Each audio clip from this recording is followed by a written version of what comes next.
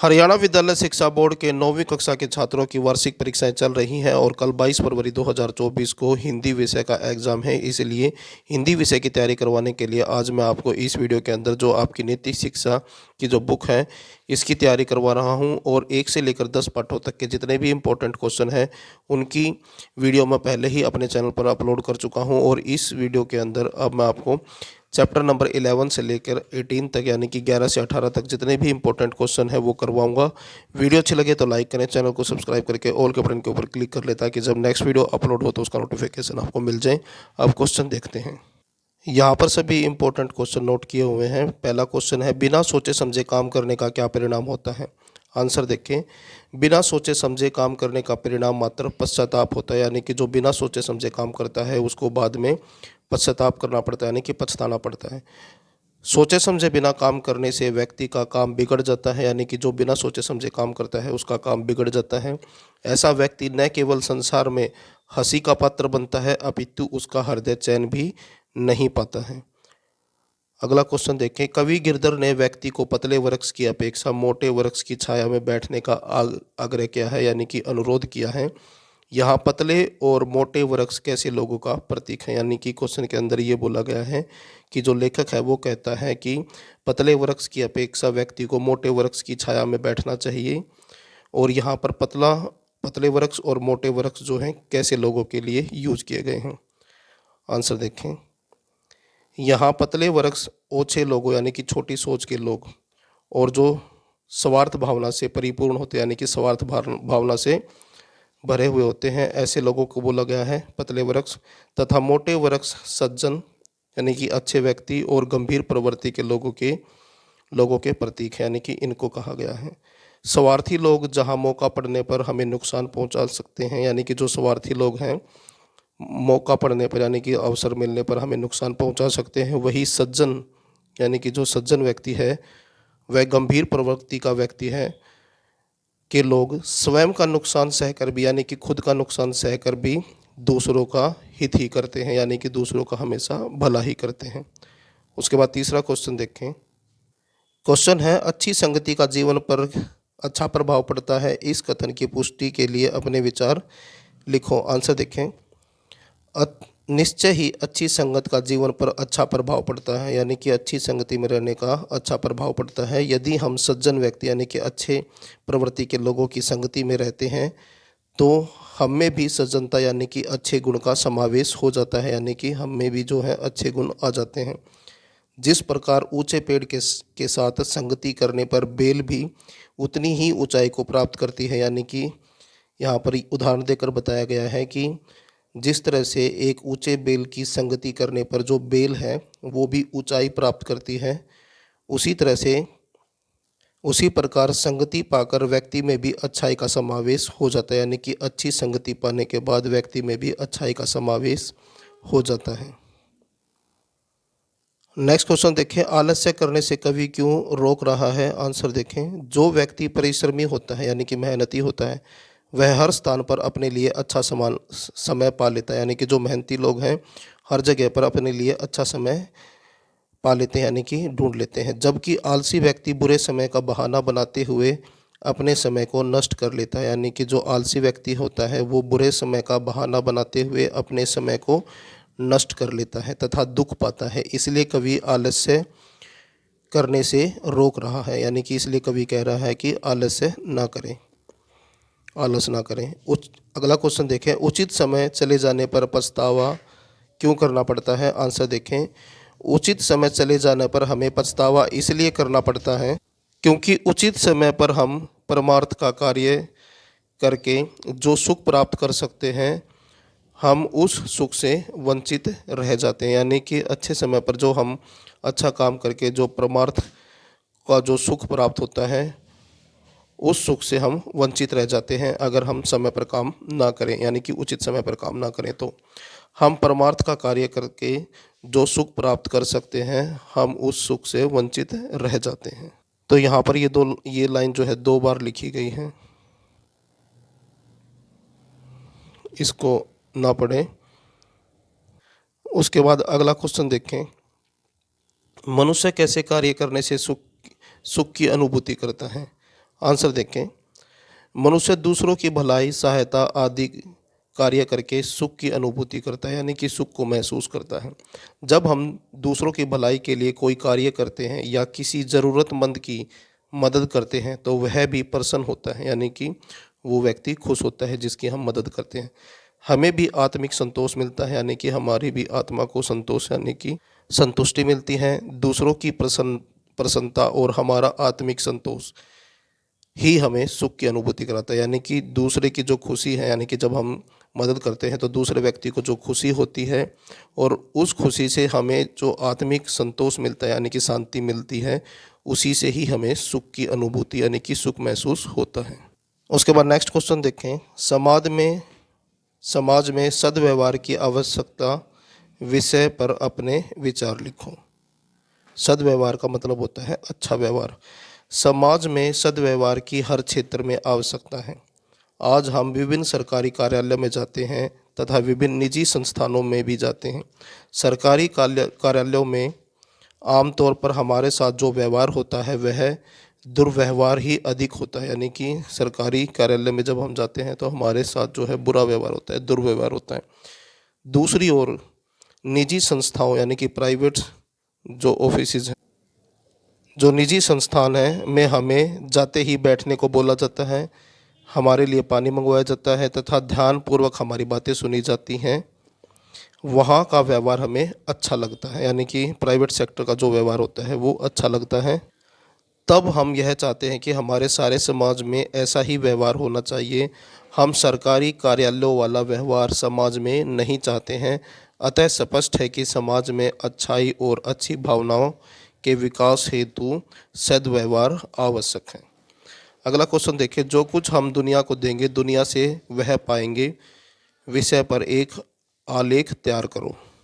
तो आंसर देखिए, सारा संसार ही नहीं संपूर्ण प्रकृति ही आदान प्रदान के नियम पर टिकी है, यानी कि जो आप दोगे वही आप पाओगे। पेड़ प्रकृति से जल, वायु तथा ऊष्मा प्राप्त कर फल प्रदान करते हैं, यानी कि यहाँ पर यह बताया गया है कि जो पेड़ है वो प्रकृति से जल लेते हैं, वायु लेते हैं, ऊष्मा लेते हैं, यानी कि एनर्जी प्राप्त करते हैं और फिर आपको बदले में फल देते हैं। मनुष्य खेतों से अन्न उपजाते हुए परिश्रम करके फसलें प्राप्त करता है, यानी कि जो मनुष्य है वो खेतों में अन्न उपजाने के लिए मेहनत करता है और फिर उसको परिश्रम के बदले में फसल प्राप्त होती है। इसी प्रकार संसार में हम जिसके साथ जैसा व्यवहार करते हैं बदले में हमें उससे वैसा ही व्यवहार प्राप्त होता है।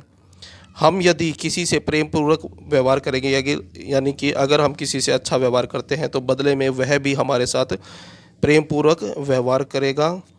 इसी प्रकार यदि हम किसी से क्रोधपूर्ण व्यवहार करते हैं तो वह भी हम पर क्रोध ही करता है। उसके बाद नेक्स्ट क्वेश्चन देखें, मनुष्य स्वयं पर्यावरण प्रदूषण का एक कारण है, आप इस बात से कहाँ तक सहमत है? दैनिक जीवन से उदाहरण देकर स्पष्ट करो। आंसर देखें, स्वयं मनुष्य पर्यावरण प्रदूषण का एक कारण नहीं अपितु सबसे बड़ा कारण है, यानी कि ये बताया गया है मनुष्य जो है पर्यावरण के प्रदूषण का सबसे बड़ा कारण है।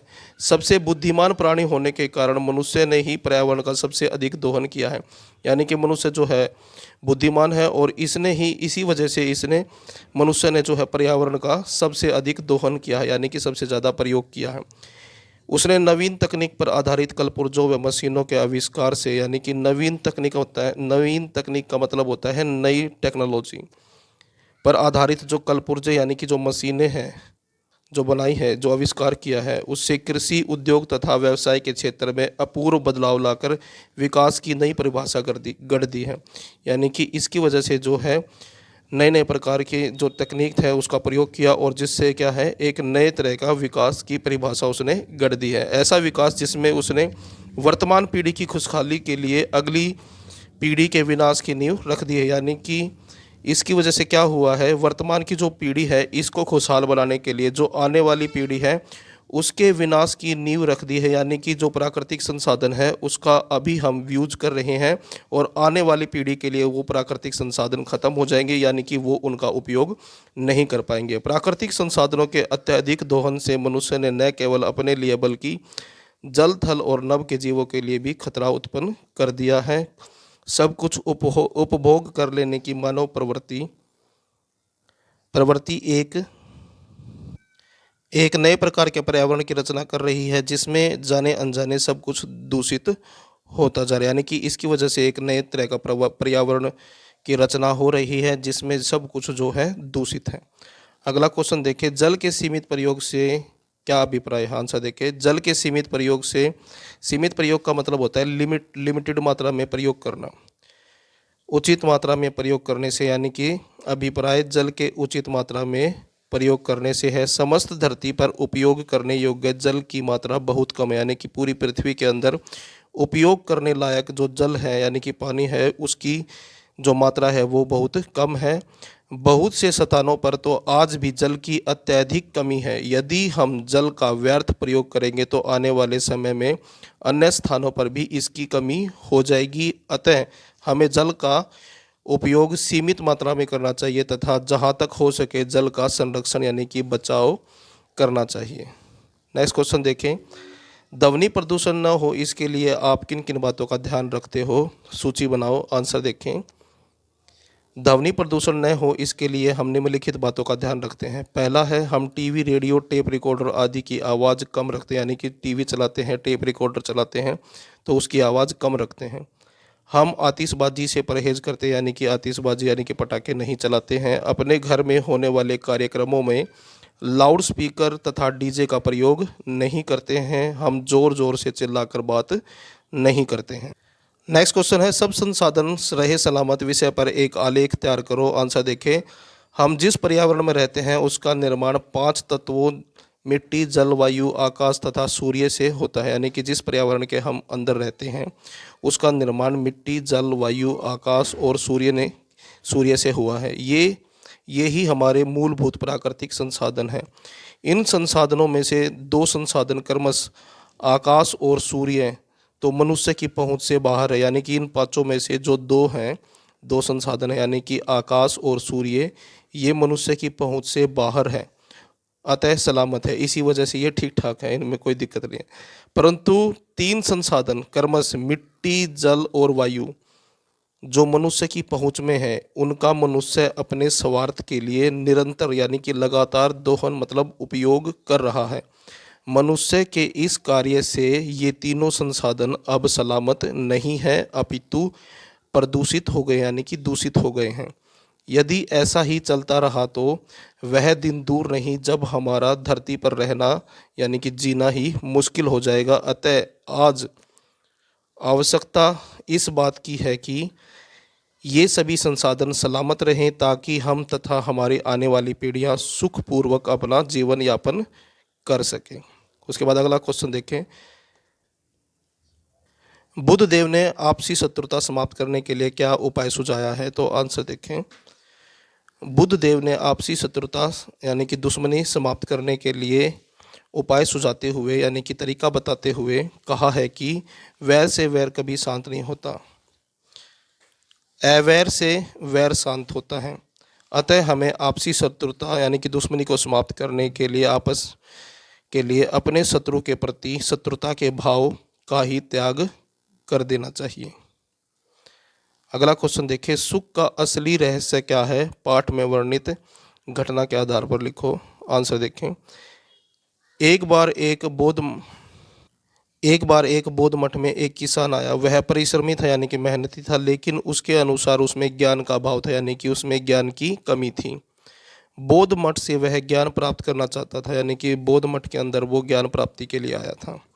बौद्ध भिक्षुओं ने उसे मठ की साफ सफाई के काम में नियुक्त कर दिया। यानी कि जो बौद्ध भिक्षुक थे उन्होंने उसको साफ सफाई का काम दिया के लिए नियुक्त कर दिया। कुछ समय बाद बौद्ध भिक्षुओं ने पाया कि किसान पहले से अधिक समझदार और सुखी दिखाई देता है। उन्होंने उससे उसके सुख का कारण पूछा। तब किसान ने बताया कि वह पूरी लगन, मेहनत और प्रेम से अपने लक्ष्य को पूर्ण करने में लगा रहता है। इस मठ को स्वच्छ करना उसका लक्ष्य है। वह जैसे जैसे इस मठ के कूड़े करकट को साफ करता है वैसे वैसे उसका मन भी कुंठाओं और बुराइयों से साफ होता जा रहा है। इस कारण वह पहले से सुखी है। वास्तव में किसान के ये शब्द ही सुख का असली रहस्य है। उसके बाद अगला क्वेश्चन देखें, सबरी द्वारा राम को दिए गए जूठे बेर और बुढ़िया द्वारा बुद्ध को दिया गया जूठा अनार बहुमूल्य उपहारों से अधिक उत्कृष्ट क्यों है? यानी कि जो बहुमूल्य उपहार हैं उनसे भी ज़्यादा अच्छे क्यों बताए हैं बूढ़ी द्वारा जो अनार दिया गया था और जो राम को सबरी के द्वारा जूठे बेर दिए गए थे? आंसर देखें, सबरी द्वारा राम को दिए गए जूठे बेर और बुढ़िया द्वारा बुद्ध को दिया गया जूठा अनार बहुमूल्य उपहारों से अधिक उत्कृष्ट है, यानी कि कीमती हैं, क्योंकि ये दोनों उपहार सात्विक प्रेम, श्रद्धा तथा भक्ति भाव से दिए गए हैं। संसार जिसे जूठा कहता है, यानी कि संसार जिसको जूठन कहता है और जूठन से घृणा करता है, नफरत करता है, उसका इन्हें एहसास ही नहीं है, क्योंकि उन्होंने अपना सर्वस्व अपने आराध्य को बिना किसी दुर्भावना के अर्पित कर दिया है। नेक्स्ट क्वेश्चन देखें, मनुष्य के जीवन की सार्थकता किसमें है? सार्थकता का मतलब होता है सफलता, यानी कि मनुष्य के जीवन की सफलता किसमें है? मनुष्य के जीवन की सार्थकता कर्तव्य पथ पर चलने में है। यदि कोई व्यक्ति कर्म विमुख यानी कि काम से बचता है, काम नहीं करता है, होकर लोक में अपमान सहता है और इस दुनिया के अंदर वो अपमान सहता है, मरने पर भी उसकी गिनती कर्तव्य भ्रष्ट लोगों में होती है, यानी कि मरने के पश्चात भी उस व्यक्ति की गिनती जो है कर्तव्य भ्रष्ट लोगों के अंदर होगी, तो ऐसे व्यक्ति का जीवन निरर्थक कहलाता है, यानी कि बिना अर्थ का कहलाता है।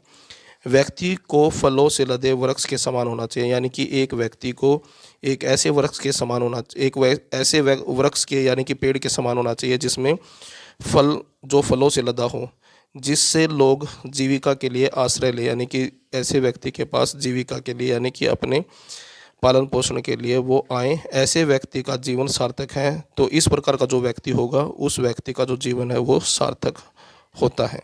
अगला क्वेश्चन देखिए, किस प्रकार के व्यक्तियों का जीवन व्यर्थ है यानी कि बेकार है? समाज में जिस व्यक्ति के महत्व की चर्चा नहीं होती, यानी कि ऐसा व्यक्ति जिसकी समाज में कोई चर्चा नहीं होती, उत्तम पुरुष उसके सत्कार के योग्य नहीं मानते, और जो उत्तम है यानी कि अच्छे लोग हैं उसको सत्कार के योग्य यानी कि आदर के योग्य नहीं मानते, वह व्यक्ति मात्र गणना बढ़ाने वाला, यानी कि ऐसा व्यक्ति सिर्फ जो है गिनती बढ़ाने वाला व्यक्ति है, गणना बढ़ाने वाला, पृथ्वी पर व्यर्थ भार है, यानी कि इस पृथ्वी के ऊपर भार के समान है।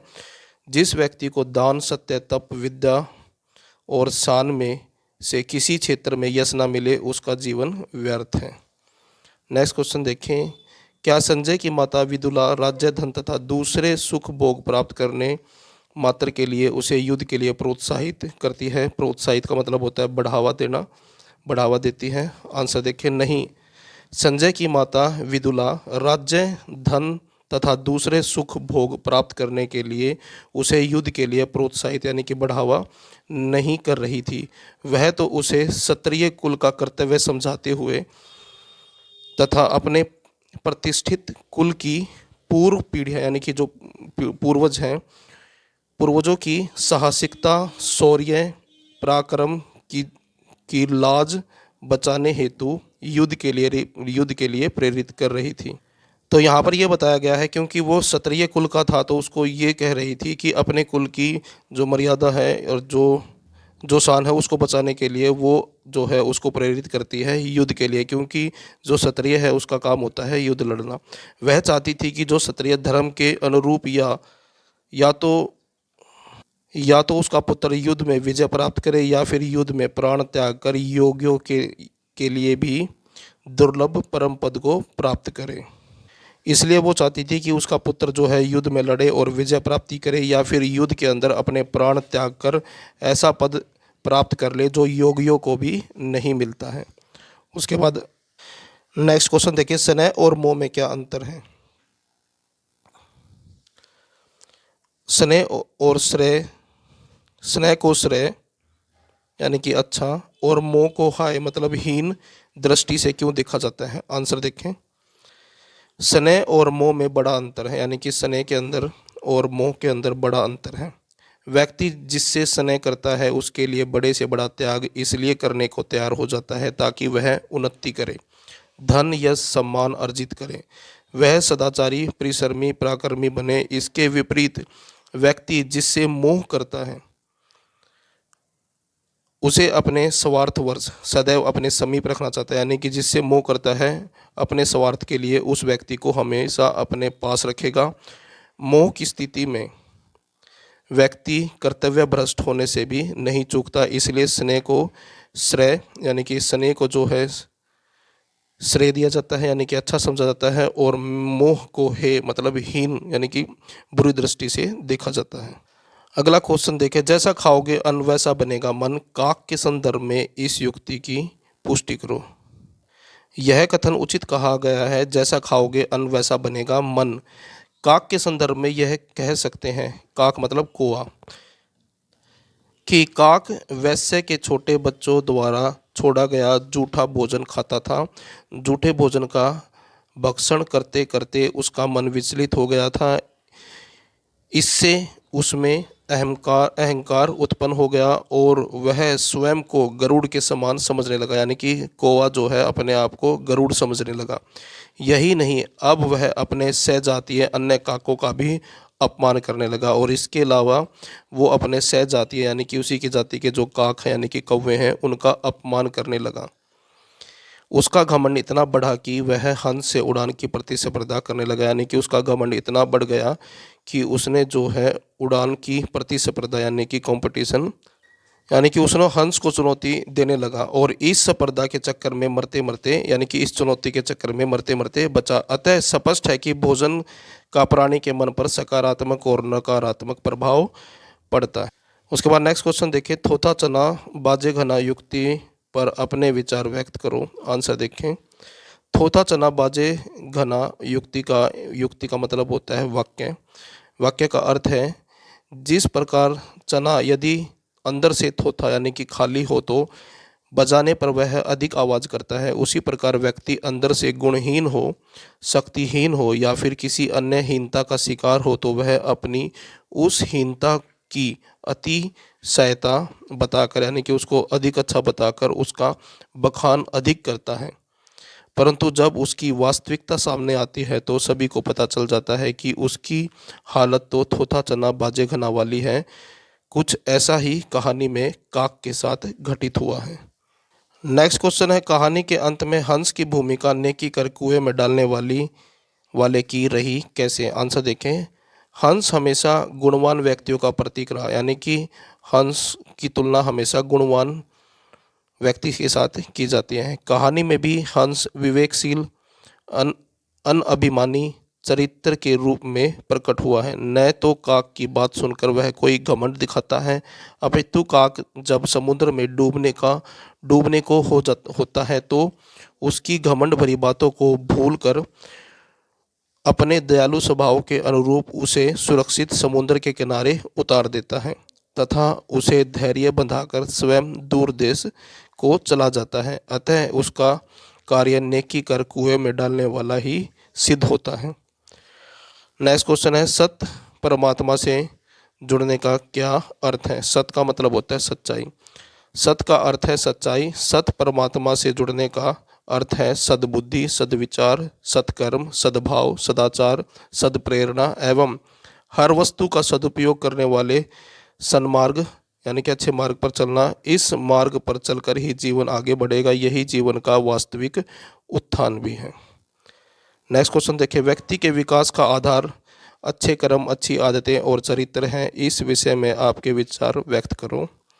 आंसर देखिए, निश्चय ही व्यक्ति के विकास का आधार अच्छे कर्म, अच्छी आदतें और चरित्र है। जब अच्छे कर्म करते हैं तब उससे प्राप्त परिणामों को देखकर न केवल हमें आत्मिक शांति मिलती है अपितु दूसरे व्यक्ति भी हमारा अनुकरण यानी कि हमें फॉलो करते हैं।